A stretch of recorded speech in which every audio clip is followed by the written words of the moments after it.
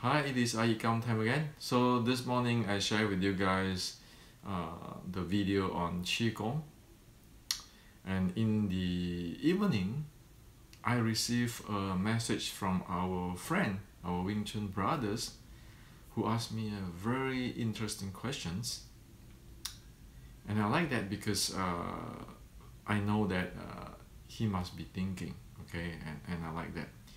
So the question is very simple. He said, Hendrik, you share with us that the bottom line of Qigong is just first is the breathing, training of the breathing. Second is the training of the blood vessels, soften the blood vessels so the circulation is better. The third thing is need to rest so the body can charge itself up, charge the energy. This is Qigong, okay? The bottom line of it. And then the bottom line of the power or the force or the strength is just the mechanics, which is the using the mechanical advantage in the lever system and the torque and the making use of the action reaction force.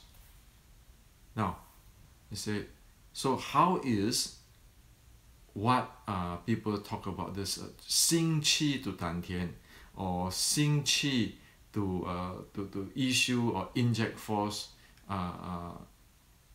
link into this or fit into this two thing, this basic on the Qigong and the force you're talking about. And I think this is very good. This is very good questions. Okay. And of course, if this is the basic, then it has to pass the test and be able to answer these questions. This our friend asking me, right? I'm going to tell you why it is, okay? And you don't need, you don't need a lifetime of guessing on the Xing Qi to Dantian, Xing my Qi to inject power, all this thing, okay? You don't need those. It's very simple. And but I want to share with you this. The reason why a lot of Westerners and Chinese don't even know what is going on this Qi and so forth stuff is it got to do with the Chinese culture. Okay, Chinese culture is a literature biased culture. Okay. What I mean by literature is this, or literature is this. In English, Shakespeare write good novel and so forth, right? Shakespeare writing, those literature, that's literature, okay? Philosophy, all those theory and so forth on the people's living and so forth, those literature. Now, Chinese is prone to that, okay? And as for the logical or scientific, Chinese is pay less attention to those things. It does have it, but it doesn't pay attention to that thing, okay? So if you read about the Chinese stuff, you can read about literature or the Book of Change, the Confucius writing, the Tao Te Ching, all this kind of stuff, okay? So it's like in English, you read about this Socrates, you read about what is his name? Shakespeare, okay? Now, the scientific type of stuff is like what? Like Sir Isaac Newton's principle, the writing of the physics, the law of physics, right? If I'm not wrong, principle. And that is equivalent to what? General Qi Guang's book, okay? But the Chinese mainly is talking about this Dao Zen and all this kind of poem and all this literature part. And in fact, in the Chinese have a caste system. You like it or not? We said that India have a caste system in the ancient India, but Chinese have a caste system too. And the caste system is like this.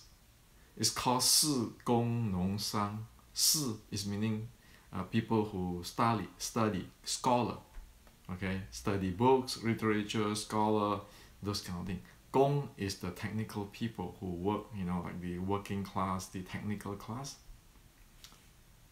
农 is farmers. 商 is the business class. So the top class is the scholar class. They put it really at high. Okay, so scholar class meaning everybody have to memorize and read all this literatures, philosophy, Lao Tzu, all this kind of stuff. Okay, and the gong, the technical stuff is one level lower, and then farmers. The last is businessmen, because they take business as the bad people. They're evil. Okay, they just want to make money. Okay, so that's the caste system. Okay, now the problem is with this kinds of culture, a lot of thing is written in the literature way. So imagine if in English that everybody have this bias toward the Socrates or the Shakespeare writing, and nobody give a damn or care much on the Sir Isaac Newton's writing. Okay, imagine a society like that. Okay, now the problem is it lead to even the Buddhism's all this training process and so forth are not really being paid attention to. So it's all literature. When you like for today, right? You talk about Wing Chun, okay, Wing Chun, right?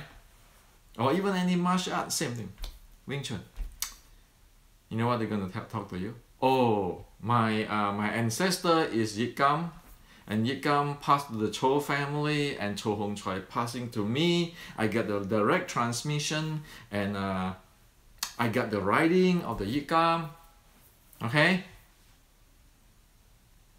that's what is going on. So you can see all this from Liang Zhan, from this and that, and then you say, oh yeah, I know in the red book, according to my Sifu, and it is who passed to iYikKam and so forth. So we all talk about that. But hello, sir, you think about it. iYikKam passed to the Cho family passed to the last, my Sifu Cho Hong Choi passed to me. What is it got to do with technical know-how I got? I can have a complete lineage, but I might have clueless on what is going on. I can give you the whole the iYikKam Xiu Lim Tao creed, but it doesn't mean I know anything at all. And in fact, that is the problem, because like for example the Xiu Lim Tao creed, you can see many versions of interpretations, and you can see people keeping adding into it, or writing a wrong character, or thinking this is what, and it become like that today. Okay, so it's like, for example, like the Shakespeare novel Hamlet. You can keep adding to it, okay, and you can do all the romance. You can even add Romeo and Juliet inside there, okay, and then you have a Hamlet, Romeo, Juliet. Okay, that's the most authentic Shakespeare. It can be like that, okay. So all this thing turned into a romance story, okay. But wait a minute, technically, what happened? And on the other hand, if you look at the Newton's writing, I think the book is called Principle about physics. It's not like that. It's very clear writing, describe everything in detail, the scientific stuff. Okay. Same thing with General Qi Guang. He wrote down there, and same thing with the many the martial art books, like from this short strike book from Grandmaster Zhang Hunqiu, 1700. Okay, or if you look at the Chen Taiji book from Chen Jing, Grandmaster Chen Jing, it's technical. But people don't go that way. People go this philosophy stuff and all this thing, and then it just elaborate and make it more romance. Okay, that's why I say you add Romeo and Juliet into Hamlet, it make it better too. Okay. And then when it get into argument, it becomes hey, you know what? I am the first student, beloved student of my Sifu. You all shut up because I am the guy. Okay. No. That problem with this is prone to literatures and relationship and everything. Mess up the technical stuff. Even in Zen, the same thing in Zen. Before in Zen, you have to be enlightenment for one to be passed down the transmissions or the mind seal of the Buddha. Say from the fifth patriarch, the sixth patriarch has to, enlightenment. Read the sixth patriarch sutra, right, from Zen. You know that the fifth patriarch is not going to pass that thing down to Sun Xiu because of he didn't get what the sixth patriarch have. Okay. So, but even Zen, at the end, it turns out that, I just give you a certificate, then you're the grandmaster, the gatekeeper. And then up to you, your interpretations. People read Buddhist sutra, and then again, you get this Hamlet, Romeo, Juliet mix, and then you get all this thing. Okay. Now I get to here, right now, 2017. Or at my time when I start to investigate this thing, 1970. Okay, mid-1970, my Sifu giving thing. What I face is a mess out of this. And that's why I have to search different things, go track in Buddhism, scripture, this and that, and make sure we know exactly what is the guy is talking about. And I have met many people who are from the West. It doesn't mean that Westerner do not know this. No, I don't discriminate on that. Okay, there are Westerner which is very expertise in Chinese culture and so forth. But many of the Westerner in Wing Chun or in martial art they go this literature path. They do not know that it exists. The technology writing, and thus they cannot decode that, and then they turn into the qi, all this kind of thing, and then all this story of I believe so, I think so. So this is a problem. And that's why I wrote that 2 textbook. Hey, get it straight. The common denominator is like that, okay? Technical common denominator. Disregard of in the east or west or northern or southern or China. If you read that, if you the common denominator of 613.3, if you read that, you'll be able to know what is going on there technically. Same thing with the beginning Wing Chun book. Okay, so you have the beginning Wing Chun for the short strike, and then the basic Wing Chun for the common denominator. Now, otherwise it's pretty screwed up. I mean, you can one day you say, this is your belief, this is my belief. That people told me like this. Let's be objective, Henrik. This is what you believe, the oldest. This is what I believe, the oldest internal. People talk to me like that. Really? I don't even give a damn who is the oldest. I want to find out what the heck's going on. Otherwise, you know what? The circuits inside this iPad will never goddamn work if I don't know what it is. I don't care what is the oldest. Okay? So watch out, okay? There are many people, including Chinese, study this thing, do not know like the the scientific, the technical writing and get into this Hamlet, Romeo, Juliet, okay? And then suddenly everybody claimed to be grandmaster. Grandmaster of what? So today I want to solve this issue of 心气 to 丹田 for you once for all. And I guarantee you, by the time you finish this YouTube, you say, aha, it's goddamn simple. Why don't people tell me this thing? Okay? Sure, you know, you pay me money. Everybody pay me $1. I'll be rich, okay? But I don't want to do that. I rather that nobody watch my video. Only the guy who really think like this Wing Chun friends. Because the idea is education. If we don't do it, Wing Chun collapse. Who lose? Wing Chun lose. Okay? I can make a lot of money for that. Okay? Selling you a different style every time, selling you a different style. Okay? So, what is 心气 丹田 mean? Simple. Simple. 心气 丹田 just mean you have a high capacity breathing, meaning that you have a breathing which is have high magnitude of your diaphragm movement, meaning your oxygen intake capacity is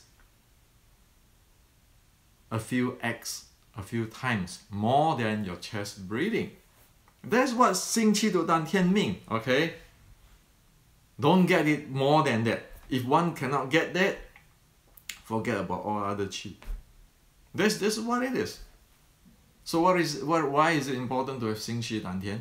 Well, 心气 丹田 is just the Chinese way of saying that you have a deep diaphragmatic breathing, so that you don't limit it to your chest breathing and you suffocate. You couldn't even breathe. You're out of breath by just doing 1 or 2 punching.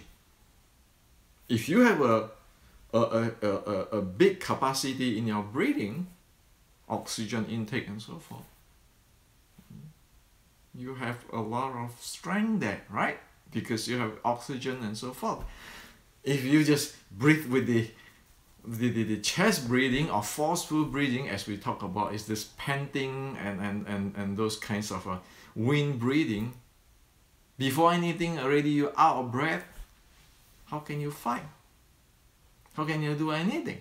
So 心气 or 丹田, it just mean that, okay? It just mean you have a big capacity breathing. That is called 心气 to 丹田.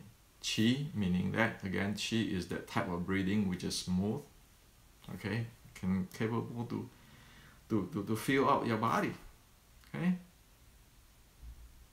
And 心气 of the 丹田, because it's 心气 of 丹田, of course the guy will have more strength, okay? So that is 心气 of 丹田. And then, remember we talked about the mechanics of Wing Chun, the mechanical advantage for the lever system, and then the torque, and the action reaction force. So 心气 心气 down to 丹田 with the mechanics, okay, the breathing with the mechanics works hand in hand. Mechanics mean that I need to base my strength handling with what? Close to my core of my body. Okay? So 心气 丹田 meaning I have high oxygen intake, and when I use strength, I follow the mechanics where my strength is handled close to my core, using my core instead of just going all over the place. So that's how 心气 to 丹田 will benefit one's on strength. And 心气 丹田 benefit one from the strengthen the body standpoint. So to boil down, 心气 or 丹田 mean 2 things.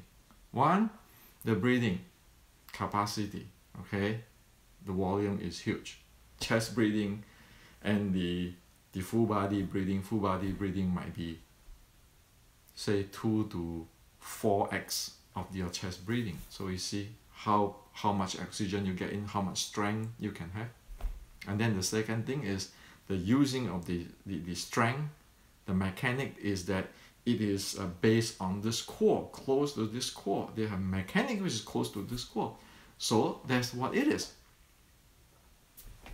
Simple. So that's what I said, right? Number one, Qigong is only breathing.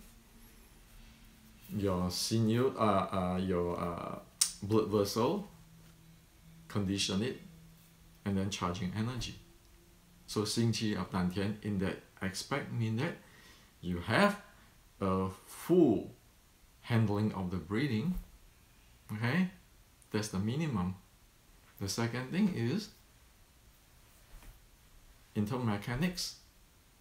You are following the mechanics. You are using the Wing Chun mechanics where it is using this core of the body to handle the strength. That's all for the Xing Qi to Dantian. So Xing Qi to Dantian, you have the strength of the body. Xing Qi of Dantian, you have a powerful strength. That's what it is. Nothing else. Okay? So if somebody tell me, I need to Xing Qi to Dantian and then inject my power, I said bullshit. Why? If you've been practicing Qi to Dantian, meaning that if you've been practicing full body breathing all the time, when you throw a punch, do you have to sing your Qi to Dantian? Or is already natural there because you condition your body, your breathing, it's already a full body breathing. Why do I have to say I have to Xing Qi my Dantian to throw a punch? I don't have to. So the people who tell me this, that means that he doesn't know what is Xing Qi Dantian mean. Okay?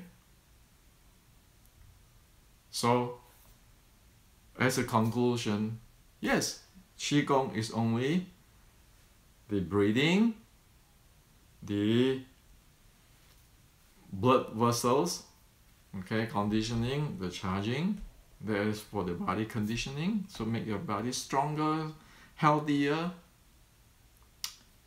On the other hand, the power handling or the force handling or the strength handling is just you want to obey the law of physics using the mechanical advantage to thwart the action-reaction force.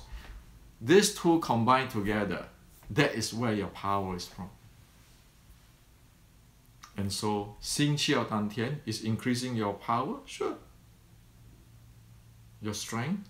Getting better strength? Sure. And that is what is called internal training. Very simple. You don't have people flying around in the world, you know, like the movie or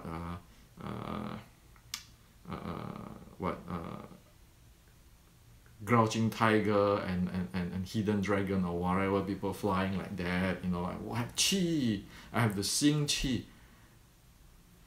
You don't have that. That exists in literature, like for example, when the Hamlet adding Romeo and Juliet, so you can write all kinds of romance you want. We are talking about Qi Qi Guang here, or like the principle of Newton's. You don't have those romance, okay? You need to make it happen and exactly know what it is. So this is for you today. Hopefully it helped you, okay? And again, I appreciate for people who think, because the duty is to help everybody, okay? And so also now you know that there's in order to study Chinese martial art, it's not just you go read a few books and Google or something and then you say, well, I know it all. I can go around the world and talk to this guy and that guy, know it all. No, you need to know different aspects of things. You need to really meet different people and get training. Just go chatting with people talking the term or explain or interpret the term doesn't get us anywhere. So like this 星期的丹田, how simple it is, right? Now on you can get trained in 星期的丹田 for 1 week. Okay? Try to have a good breathing, try to follow the mechanics, and see in 1 week how much you improve. Okay? That's all. Don't get into all this kind of thing. Okay? We are not doing literature stuff. We need to do technical stuff. So this is for you. Thank you.